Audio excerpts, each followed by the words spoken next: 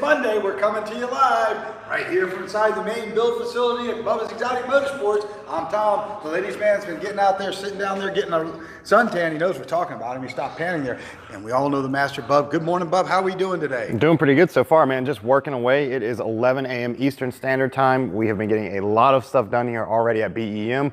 A lot of crazy rides here. A lot of the player rides are here. We are wrapping up for spring training. So we are finishing up some of those high-end rides, a lot of the modern performance, and also one of the older projects that we've had here at BEM for quite some time.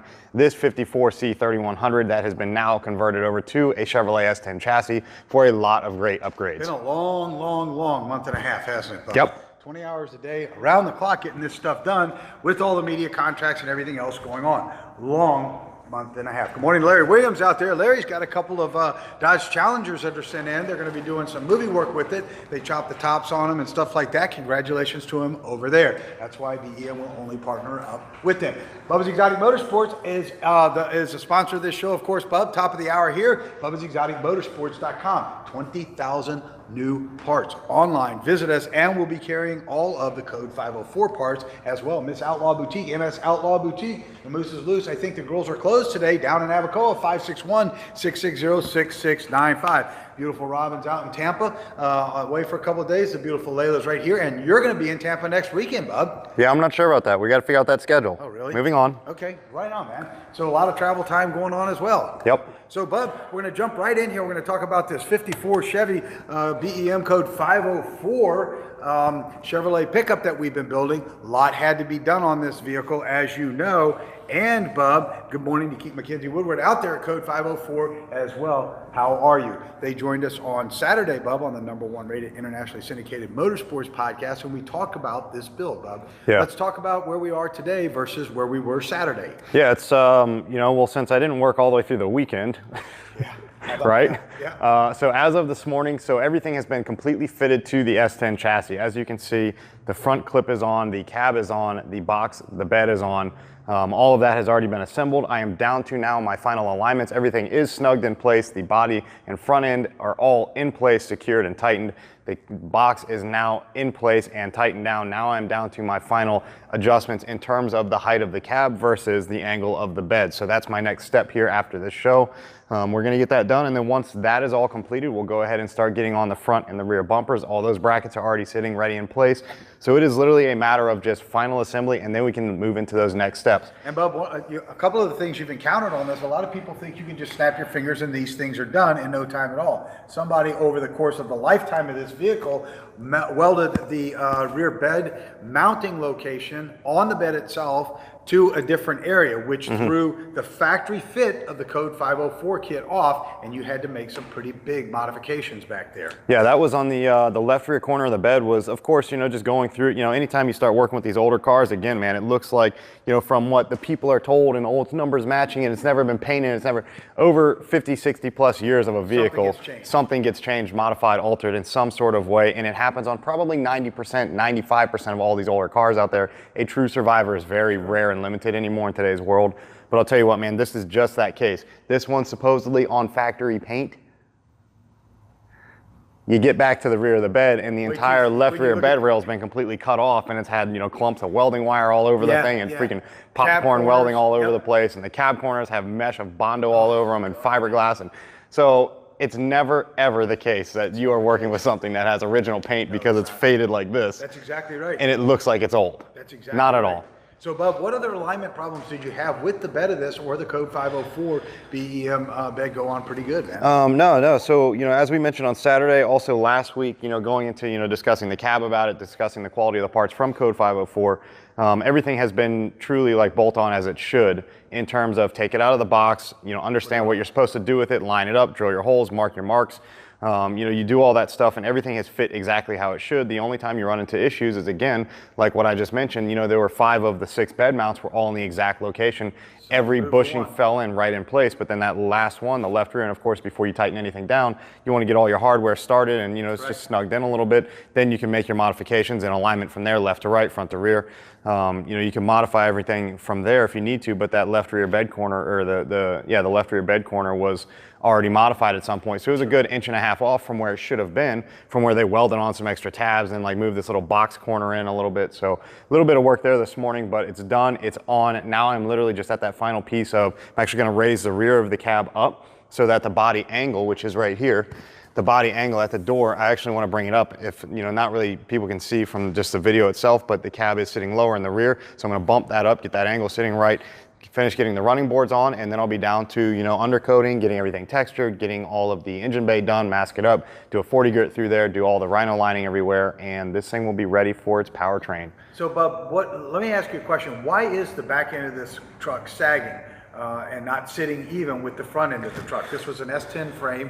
We bought an S10 and chopped it up and put it underneath of this vehicle. So why is there a difference in the front and rear ride height? So right now, actually, the S10 that we had gotten was a donor chassis, 118-inch wheelbase, exactly what it should be, which is the long bed, short cab. So we did get the exact setup that we needed. It was a factory 4.3, so doing the V8 conversion in it is going to be very, very easy. Literally just a matter of brackets from code 504.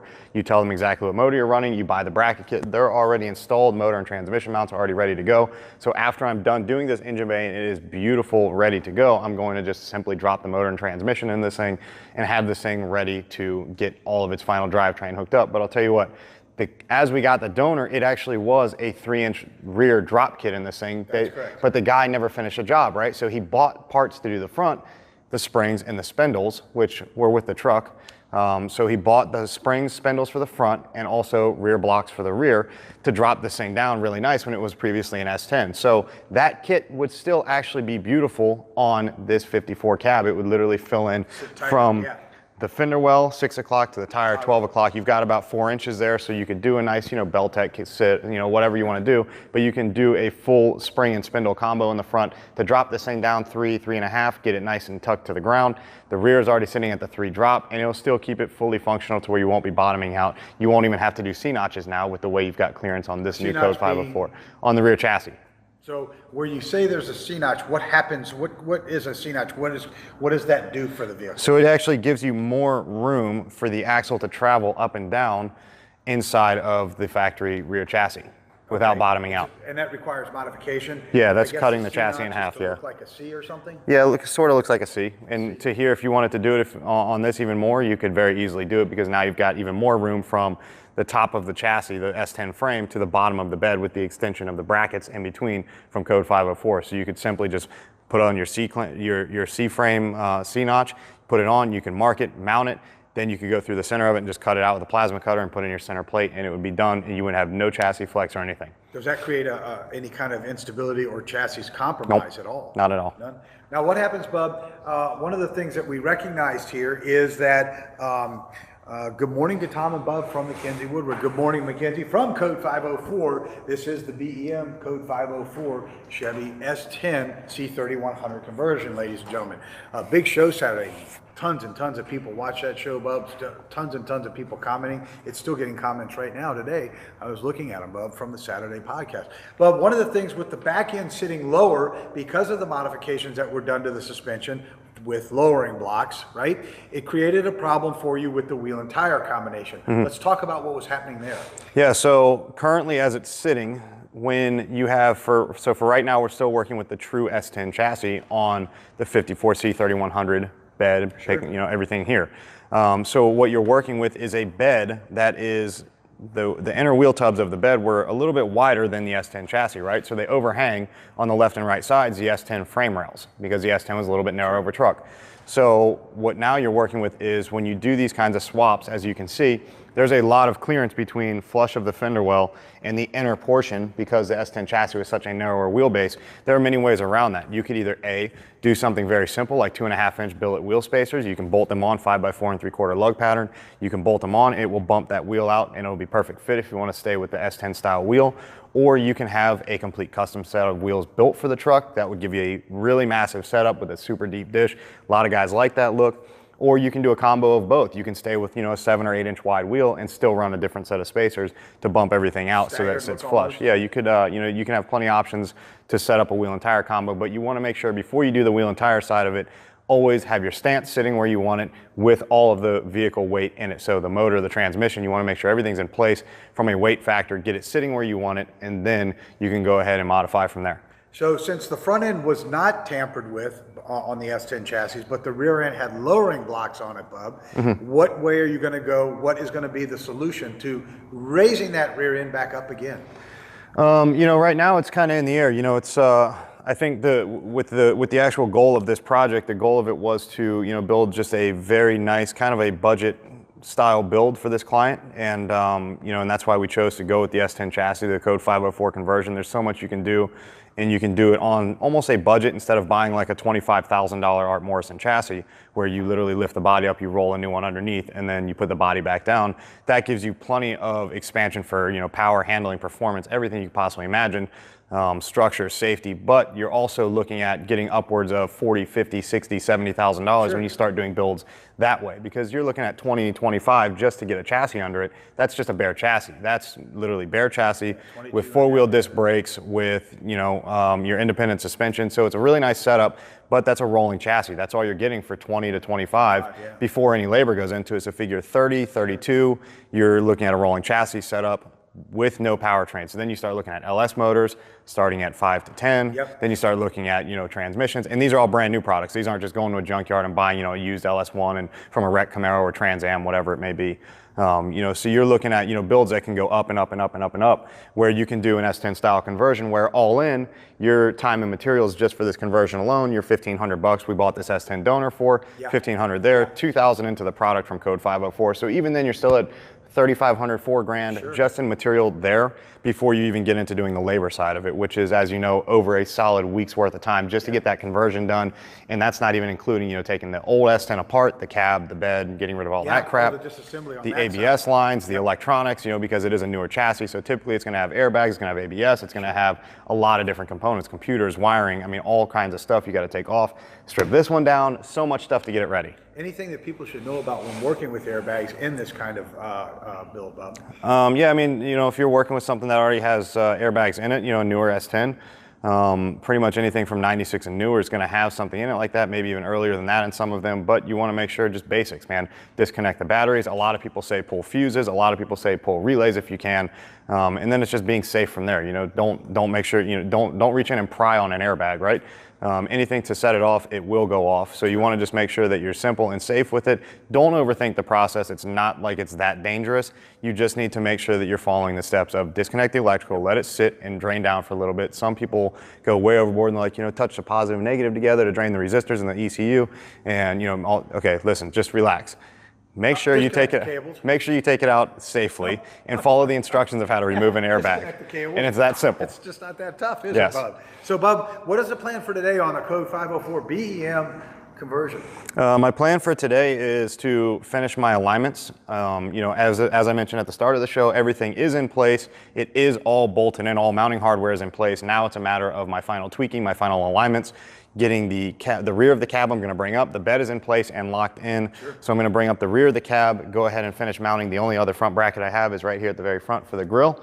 So I'll mount those in, and that should be it. Then I'd like to get the running boards in place, get those done, so I could officially have a full rolling chassis that's done and aligned today. Then I can start moving into my next step, which is undercoating, textures, you know, looking into the paint side of it, and then I'll start laying in that beautiful powertrain. I noticed, Bub, that you've got some areas that are grinded, are welded shut here.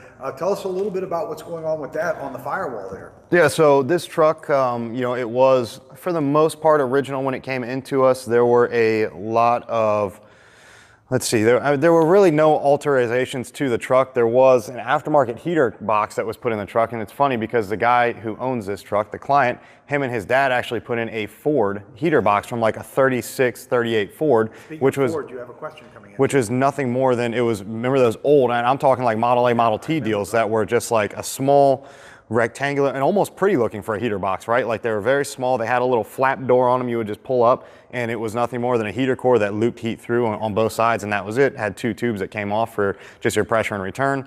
that was actually mounted on the right side of the dash on here, and it had, you know, the Ford script on it, yeah. even though this is a 54 Chevrolet. So the client actually wanted to retain that piece because that was something that him and his dad did. So he wanted it in there, even though it was from a random Ford.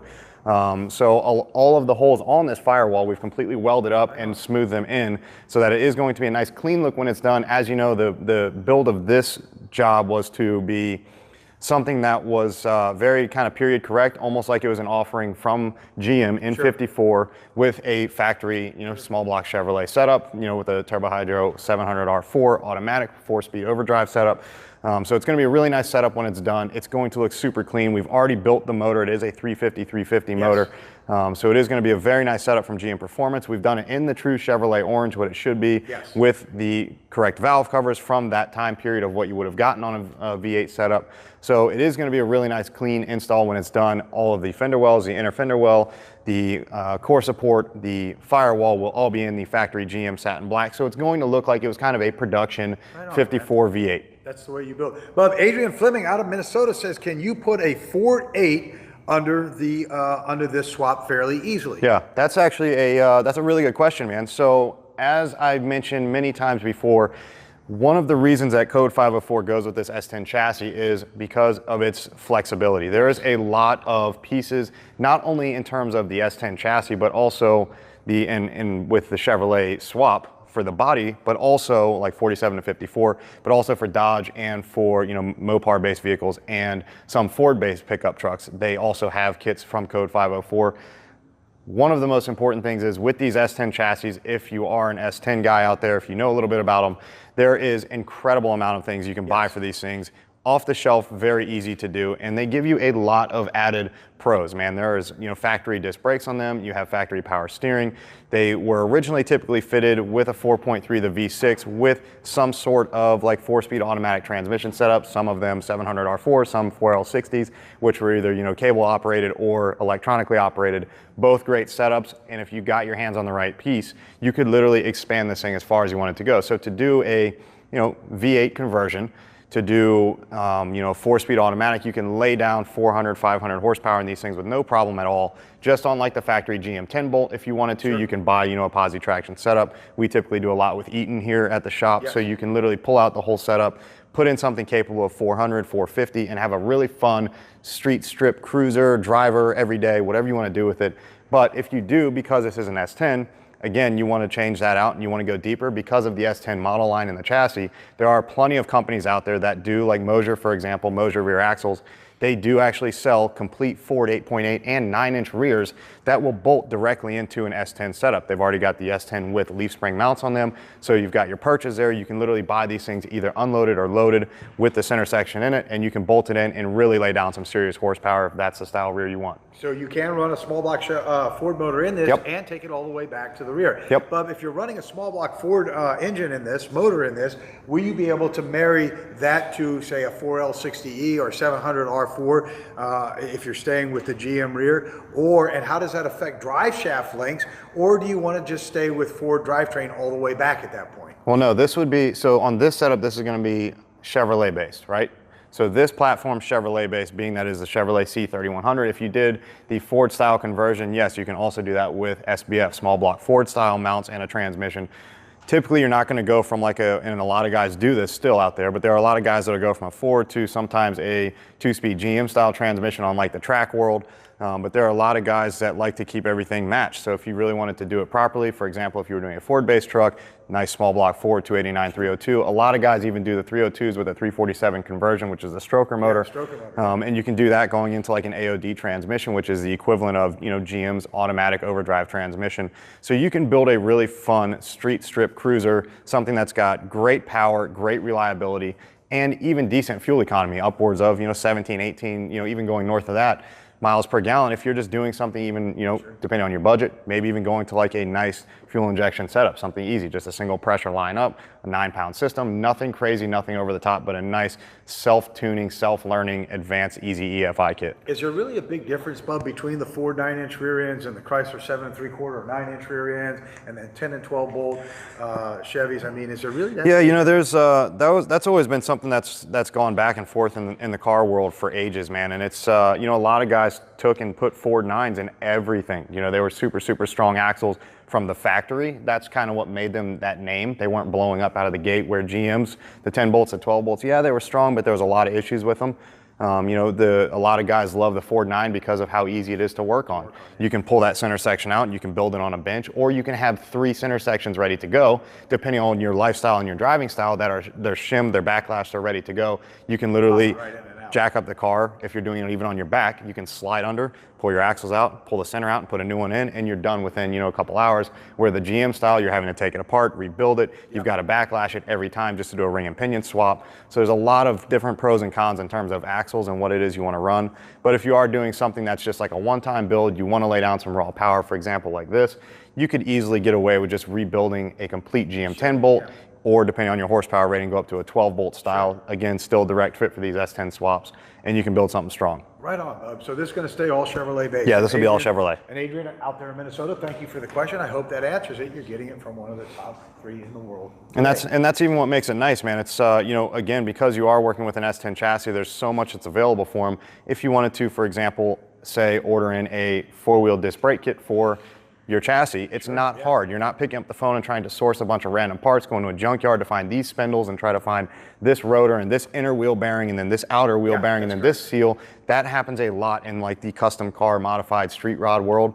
But if you work with something like this, you can pick up the phone and you can literally call and just get a very easy disc brake conversion kit for $400 for the back of an S10 chassis from 82 to 04, and it's literally 10 bolt, ready to go. You bolt it on, you hook up your lines, you bleed the brakes, and you're done. And again, BEM and Code 504 bringing you the technology so that you have a very reliable driver. Make it a carburetor car will still, Bub, make it out to California back. Oh, for sure, yeah, all day long. As long as it's done right and you match the products up. That's right. Don't put an 850 CFM carb on a 283 produces 200 horsepower. Why you can't, and then keep putting cooling system components on it. But 9 times out of 100, when a car is overheating and it's a carbureted application, where is the problem found? Typically in air fuel. Yeah, a lot of time is air fuel and ignition. It's you see that a lot, man. You see a lot of guys that have, you know, overheating issues, especially here in South Florida. Overheating. It's 85, 90 degrees out right now. A lot of the rest of the world's under a couple feet of snow. So it's pretty hot here in South Florida, and you see it a lot where guys are overheating on the side of the road. They've got $4,000 custom polished, show polished, Be Cool radiators in there with twin fans on it, and the things are screaming, but it's still overheating, right? And I'm just like, man, listen, I'm telling you, you need to address what your real issue is. It's not your cooling side. You've got flow, you've got air, you're good there. You need to look at the air fuel ignition side. A lot of guys have the timing way off, have the wrong plugs in it, have the wrong ignition going, have too much fuel dumping into it, too much fuel, too little fuel. You've got to make sure you're right on the money in terms of your tune, and that's why it's so expensive to have cars professionally tuned in today's high-end world. You're looking at $750 to do a basic tune. And Bob, kind of the analogy that we use here at BEM is, imagine you've got a barbecue going and you've got a flame lit. I don't know if I've heard this one, so just go. The what? I haven't heard this one, so go. It's the one we talk about with our clients all the time. If you have a barbecue going, you've got a flame going, what happens if you take charcoal lighter and dump more charcoal lighter or gasoline on that fire? You get more heat. You get more heat, you get more explosion. And this is what we find. People run carburetors that are improper. You know, these Edelbrock intakes and the Holley carburetors, a lot of people have done it. It's not matched. Yeah. It's not how you build.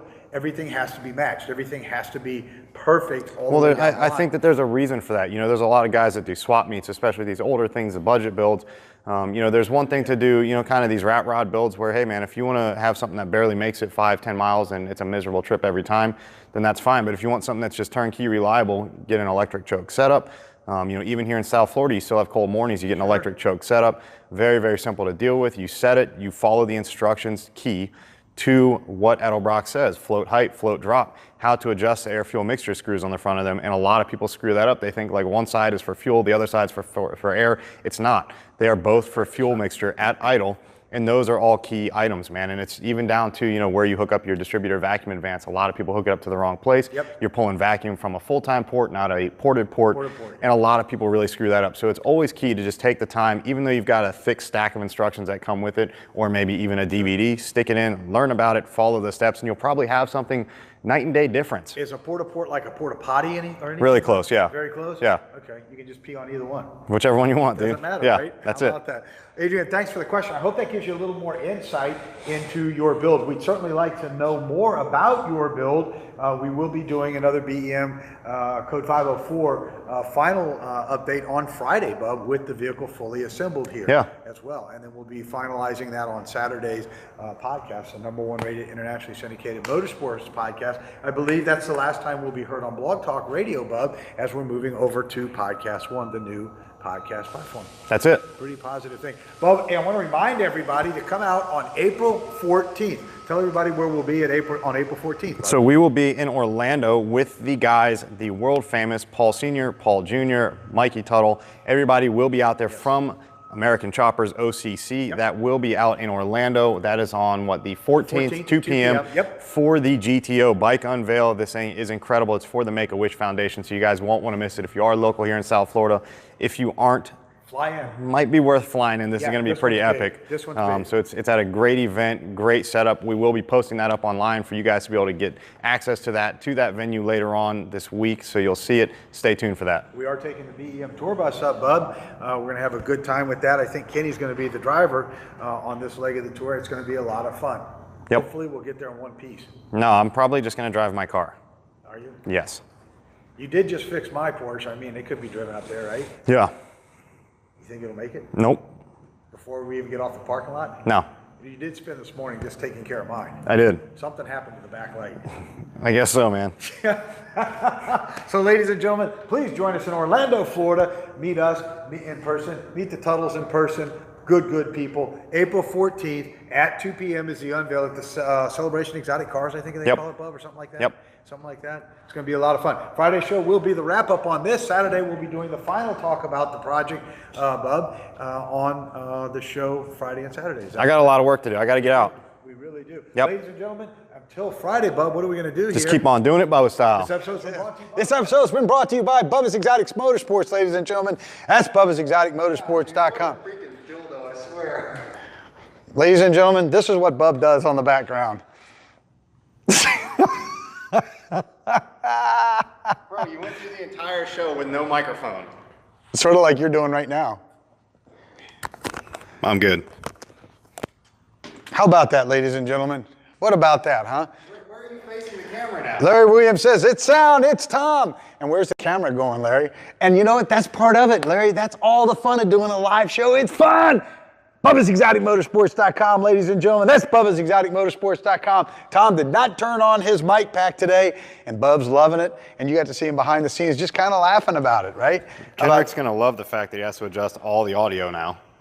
You might as well just scrap this show, bro. I'm just going to push delete here in a second. No, Bob. Everybody got to hear you talking. That was a technical part, and I was coming off of your mic anyways. Yeah. It's only when you walked away, Bub, and shut off your mic that there was no sound. Did you notice that? Yeah, I wonder why. Larry, how hard are you laughing right now, sitting back in your chair going, Jesus Christ and General Jackson, those two? Can you just wrap it up, dude? Right? We got to go. How about that? How about that? Code 504, ladies and gentlemen, for the best in S10 conversions. Bub's personal seal of approval. If he didn't like it, he wouldn't do it, ladies and gentlemen. We'll see a wrap-up on this vehicle there on Friday. Let's make sure we reach out to touch somebody's life in a very positive manner today. Let's turn on your microphones when you're live on TV. Let's open the door for somebody who's got their hands full. It's too funny because Bub's over there laughing, Larry, right off the set there, right? How about that? Let's choose somebody who's got holes in the bottom of their shoes. This is just ridiculous. This is like a daily occurrence, I swear. And I give you 45 minutes to get ready for this show every day. What did I do? What did I do Friday? Anything? Nothing. Absolutely nothing. I did nothing. I did something funny. Larry Williams, come get this guy. Stuff me in one of those challengers, Larry. How about that, ladies and gentlemen? 20 million of you around the world, and you get to see it live right here at Bubba's Exotic Motorsports. And let's make sure we feed somebody who's hungry, ladies and gentlemen, today. Power bar right there. Protein drink. It's all right there. It's less than your designer cup of coffee, ladies and gentlemen. Let's make sure we do it. Little man says he's ready to go eat until tomorrow, Friday, ladies and gentlemen. Let's make sure we do it. What, Bubba? You might want to clear that up. You said until tomorrow, comma, I said Friday. until Friday. You said tomorrow, comma, Friday, like it's tomorrow. Today's not Thursday, it's Monday. So until Friday. Until Friday, comment. No, wait. Until Friday, comma, ladies and gentlemen. Let's keep on. Great episode, bro. Just a great episode. Is your mic open, Bub? It's on. Yeah. See, Bub thinks it's a great episode too. And he's Freaking back in killer, the producer's deck but see, if Kenrick was here today and not in Jamaica, our producer, we wouldn't have had this problem. He's gonna come back with dreads. He's going to come back with dreads? Yeah. Kenrick's going to come back with dreads, Larry. How All about right. that? Until Friday, ladies and gentlemen, let's keep on doing it Bubba style.